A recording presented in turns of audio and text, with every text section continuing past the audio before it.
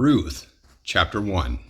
Now it came to pass in the days when the judges ruled, that there was a famine in the land. And a certain man of Bethlehem, Judah, went to sojourn in the country of Moab, he and his wife and his 2 sons. And the name of the man was Elimelech, and the name of his wife Naomi, and the name of his 2 sons Mahlon, Chilion, Ephrathites of Bethlehem, Judah.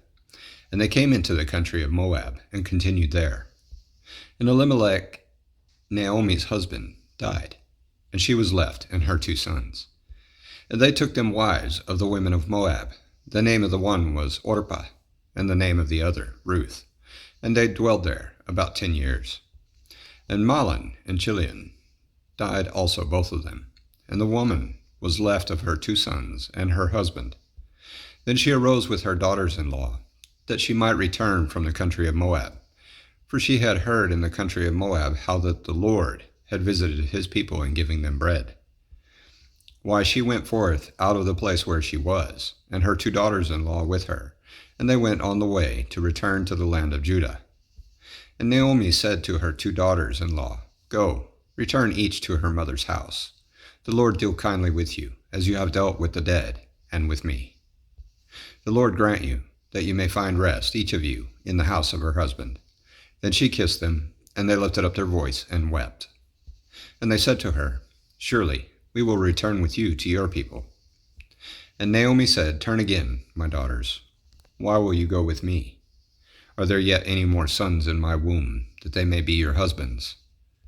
Turn again, my daughters, go your way, for I am too old to have an husband.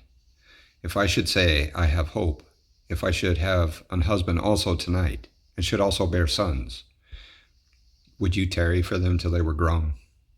Would you stay for them from having husbands? No, my daughters, for it grieves me much for your sakes that the hand of the Lord is gone out against me. And they lifted up their voice and wept again. And Orpah kissed her mother-in-law, but Ruth joined to her. And she said, Behold, your sister-in-law is gone back to her people and to her gods. Return you after your sister-in-law. And Ruth said, Entreat me not to leave you, or to return from following after you. For where you go, I will go, and where you lodge, I will lodge. Your people shall be my people, and your God, my God. Where you die, will I die, and there will I be buried. The Lord do so to me, and more also, if aught but death part you and me. When she saw that she was steadfastly minded to go with her, then she left speaking to her. So they 2 went until they came to Bethlehem. And it came to pass, when they were come to Bethlehem, that all the city was moved about them. And they said, Is this Naomi? And she said to them, Call me not Naomi, call me Mara, for the Almighty has dealt very bitterly with me. I went out full, and the Lord has brought me home again empty. Why then call you me Naomi, seeing the Lord has testified against me, and the Almighty has afflicted me? So Naomi returned, and Ruth the Moabitess, her daughter-in-law, with her, which returned out of the country of Moab, and they came to Bethlehem in the beginning of barley harvest. Ruth Chapter 2. And Naomi had a kinsman of her husband's, a mighty man of wealth of the family of Elimelech, and his name was Boaz. And Ruth the Moabitess said to Naomi, Let me now go to the field, and glean ears of corn after him in whose sight I shall find grace. And she said to her, Go, my daughter. And she went and came and gleaned in the field after the reapers. And her hap was to light on a part of the field belonging to Boaz, who was of the kindred of Elimelech. And behold, Boaz came from Bethlehem, and said to the reapers, The Lord be with you. And they answered him, The Lord bless you. Then said Boaz to his servant that was set over the reapers, Whose damsel is this? And the servant that was set over the reapers answered and said, It is the Moabitish damsel that came back with Naomi out of the country of Moab. And she said, I pray you, let me glean and gather after the reapers among the sheaves. So she came, and has continued even from the morning until now, that she tarried a little in the house. Then said Boaz to Ruth, Hear you not, my daughter? Go not to glean in another field, neither go from hence, but abide here fast by my maidens. Let your eyes be on the field that they do reap, and go you after them. Have I not charged the young men that they shall not touch you? And when you are thirsty, go to the vessels, and drink of that which the young men have drawn. Then she fell on her face, and bowed herself to the ground, and said to him, Why have I found grace in your eyes, that you should take knowledge of me, seeing I am a stranger? And Boaz answered and said to her, It has fully been showed me, all that you have done to your mother-in-law since the death of your husband, and how you have left your father and your mother in the land of your nativity, and are come to a people which you knew not heretofore. The Lord recompense your work, and a full reward be given you of the Lord God of Israel, under whose wings you are come to trust. Then she said, Let me find favor in your sight, my lord, for that you have comforted me, and for that you have spoken friendly to your handmaid, though I be not like to one of your handmaidens. And Boaz said to her, At mealtime come you here, and eat of the bread, and dip your morsel in the vinegar. And she sat beside the reapers, and he reached her parched corn, and she did eat, and was sufficed, and left.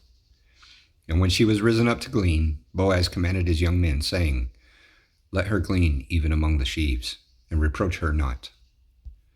And let fall also some of the handfuls of purpose for her, and leave them that she may glean them, and rebuke her not.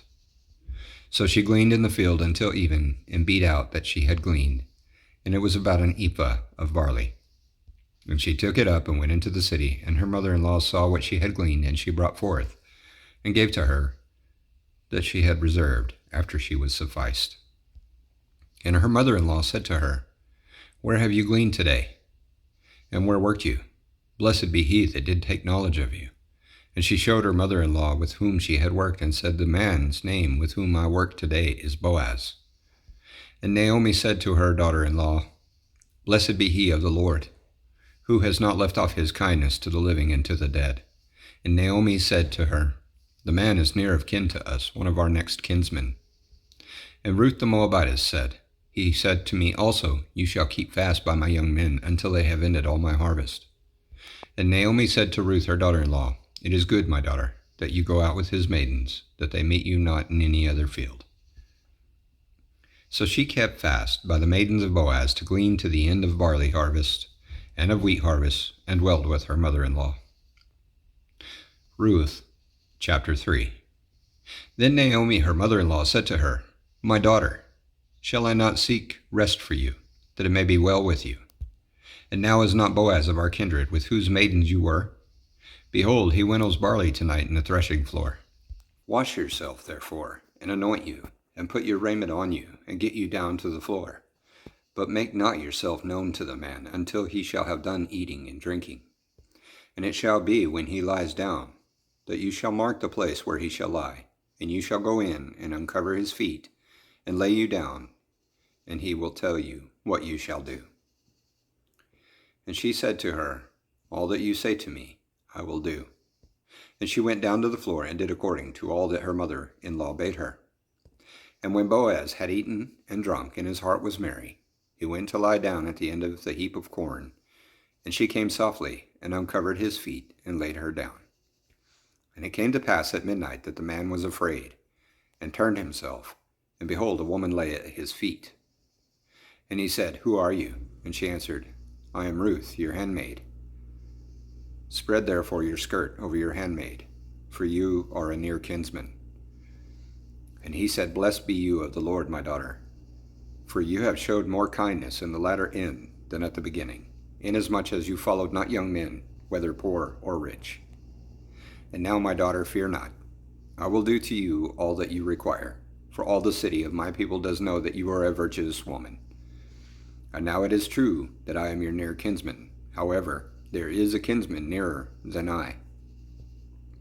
Tarry this night, and it shall be in the morning, that if he will perform you the part of a kinsman, well, let him do the kinsman's part.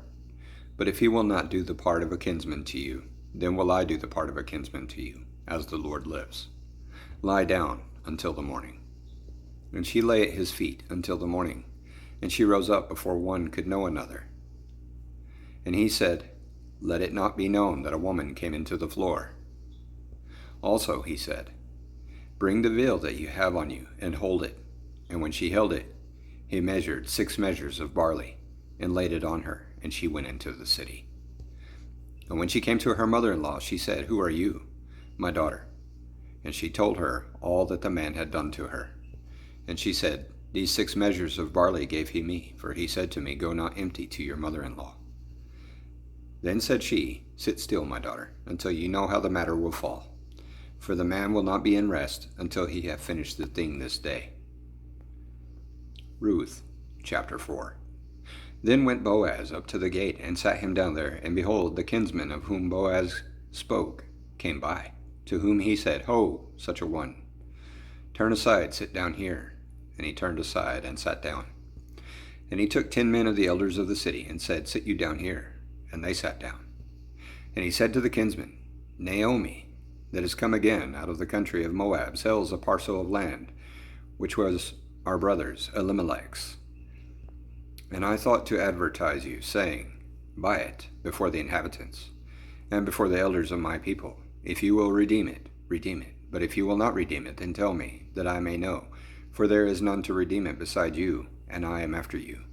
And he said, "I will redeem it." Then said Boaz, "What day you buy the field of the hand of Naomi, you must buy it also of Ruth the Moabitess, the wife of the dead, to raise up the name of the dead on his inheritance." And the kinsman said, "I cannot redeem it for myself, lest I mar my own inheritance. Redeem you my right to yourself, for I cannot redeem it." Now this was the manner in former time in Israel concerning redeeming and concerning changing. For to confirm all things, a man plucked off his shoe and gave it to his neighbor. And this was a testimony in Israel. Therefore the kinsman said to Boaz, "Buy it for you." So he drew off his shoe. And Boaz said to the elders and to all the people, "You are witnesses this day that I have bought all that was Elimelech's, and all that was Kilion's, and Mahlon's, of the hand of Naomi. Moreover, Ruth the Moabitess, the wife of Mahlon, have I purchased to be my wife, to raise up the name of the dead on his inheritance, that the name of the dead be not cut off from among his brothers, and from the gate of his place. You are witnesses this day." And all the people that were in the gate and the elders said, "We are witnesses. The Lord make the woman that is come into your house like Rachel and like Leah, which two did build the house of Israel. And do you worthily in Ephratah, and be famous in Bethlehem. And let your house be like the house of Pharez, whom Tamar bore to Judah, of the seed which the Lord shall give you of this young woman." So Boaz took Ruth, and she was his wife. And when he went into her, the Lord gave her conception, and she bore a son. And the women said to Naomi, "Blessed be the Lord, which has not left you this day without a kinsman, that his name may be famous in Israel. And he shall be to you a restorer of your life, and a nourisher of your old age. For your daughter-in-law, which loves you, which is better to you than 7 sons, has borne him." And Naomi took the child, and laid it in her bosom, and became nurse to it. And the women her neighbors gave it a name, saying, "There is a son born to Naomi." And they called his name Obed.